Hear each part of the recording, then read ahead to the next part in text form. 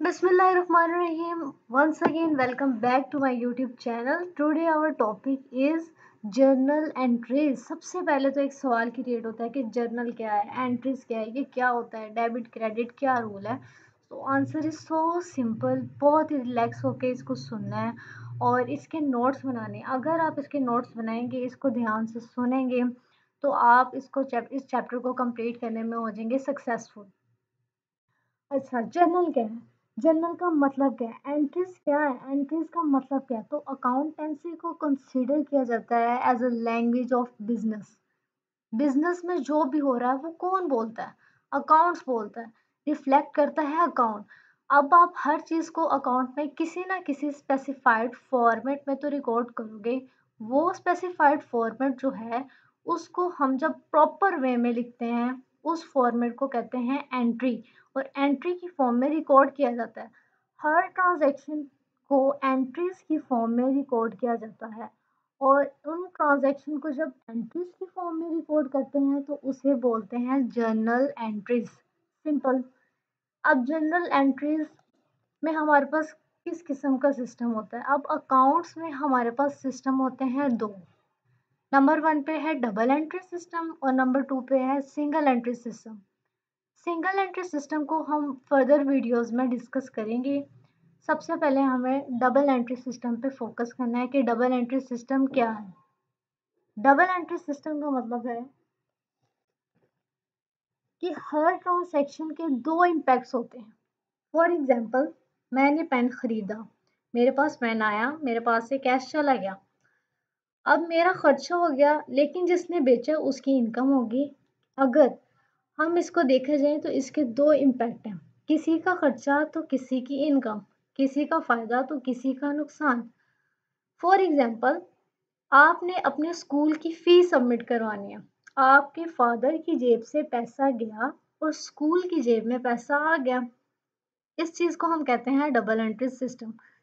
Means कि there are at least two impacts in every system और in every entry. Next है हमारे पास debit और क्रेडिट। क्या है? डेबिट साइड को हम बोलेंगे डीआर और क्रेडिट साइड को हम बोलते हैं सीआर। अब ये डेबिट कैसे चीज़ें डेबिट होती हैं, कैसे चीज़ें क्रेडिट होती हैं, तो इसके लिए सबसे पहले हम पढ़ेंगे रूल्स को। रूल्स क्या? यहाँ हमारे पास तीन रूल्स हैं। एक है रियल अकाउंट, एक है पर्सनल अकाउंट और एक है nominal account.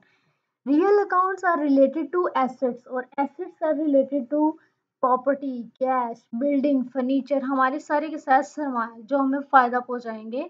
Long term benefits. Personal account क्या है? अब रियल अकाउंट में हमने इसका रूल पढ़ना है। रियल अकाउंट में डेबिट कब होगा? व्हाट कम्स इन, जब कुछ आएगा। और क्रेडिट तब होगा व्हाट गोज आउट, जब कुछ जाएगा। नंबर सेकंड पे हमारे पास personal account. Personal account related to person. For example, um, किसी भी पर्सन का नाम, जैसे हम कह दें आयशा, मरियम, अली। अगर वो पर्सन का नाम नहीं है तो आर्टिफिशियल पर्सन भी पर्सनल अकाउंट में ऐड होंगे। जैसे आर्टिफिशियल पर्सन में आएगा हमारे पास school, colleges, universities. Number third पे है हमारे पास nominal account. Nominals account are related to expenses, losses, incomes और गेन्स। इसमें डेबिट कब होगा? इसमें डेबिट होगा debit all expenses and losses, सारे के सारे खर्चे और जितने के जितने हमारे लॉसेस हैं उन सबको हम कर देंगे डेबिट। क्रेडिट क्या होगा? जितनी भी हमारी इनकम और हमारी गेन्स है उसको हम कर देंगे क्रेडिट। पर्सनल अकाउंट में हम कब करेंगे डेबिट? रिसीवर को हम कर देंगे डेबिट और क्रेडिट कर देंगे हम गिवर को। अब फॉर्मेट क्या है जर्नल एंट्रीज का? जर्नल एंट्रीज का फॉर्मेट 5 ब्लॉक्स पर कंसिडर होता है। नंबर वन पे है हमारे पास डेट। नंबर सेकंड पे है हमारे पास पर्टिकुलर्स। थर्ड पे है हमारे पास एलएफ जिसको हम कहते हैं लेजर फोलियो। फोर्थ पे है हमारे पास डेबिट और नंबर फिफ्थ पे हमारे पास क्रेडिट। डेट में हम लिखते हैं डेट, जो भी हमने जिस डेट को हमने चीज़ खरीदी या बेची हम वो डेट मेंशन कर देंगे। पार्टिकुलर्स में हम लिखेंगे हमने जो भी चीज़ें हैं, चीज़ों के नाम, जितनी हमारी हमारी चीज़ें हैं उन सबको हम पार्टिकुलर्स में लिख देंगे। लेजर फोलियो क्या होता है? लेजर फोलियो ये अभी मैं बता देती हूँ कि लेजर फोलियो होता क्या है। लेजर फोलियो का मतलब है कि जर्नल के बाद एक बुक बनाई जाती है जिसको कहते हैं लेजर। अब इस बुक को बनाने का क्या मकसद है, किस लिए ये बुक हमने बनाई है। हम हर एंट्री को किसी ना किसी पेज नंबर पे लिखते हैं, पेज पे रिकॉर्ड करते हैं।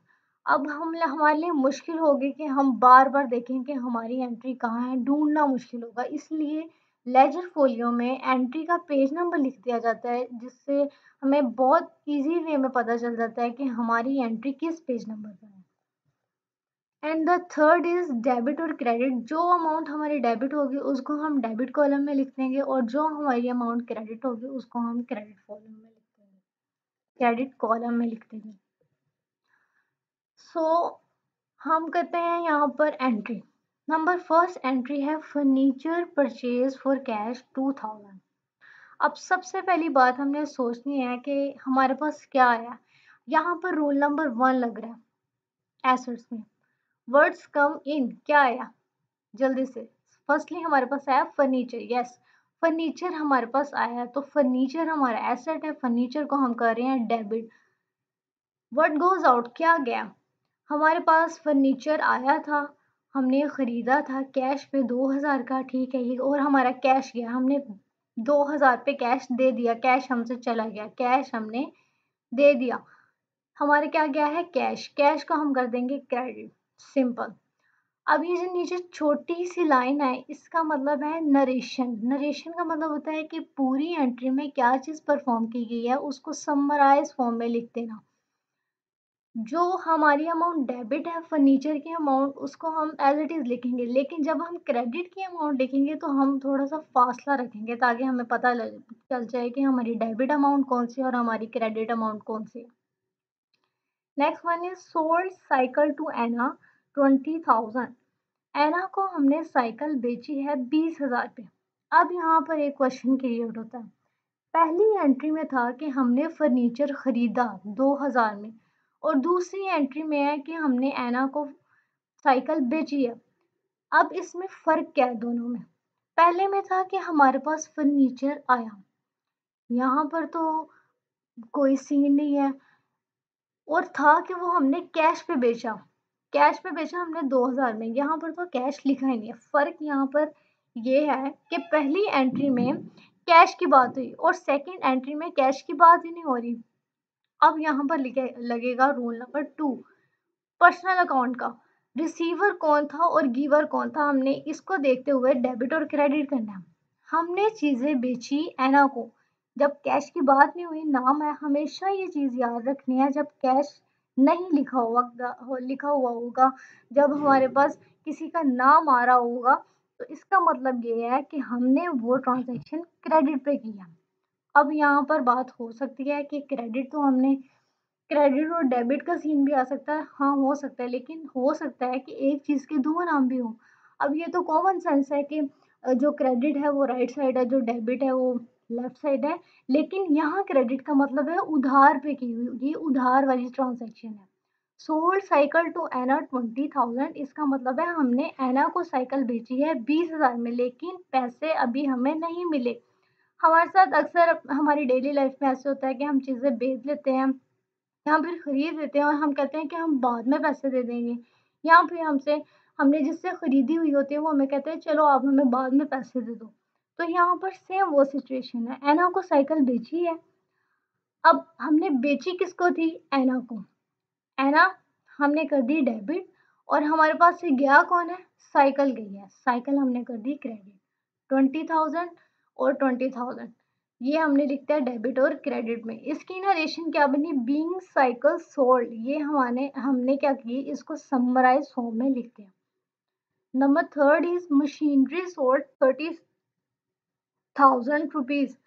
अब ये जो ट्रांजेक्शन है ये आपके लिए होमवर्क है। So don't forget to like share and subscribe और continue with us in each and every video.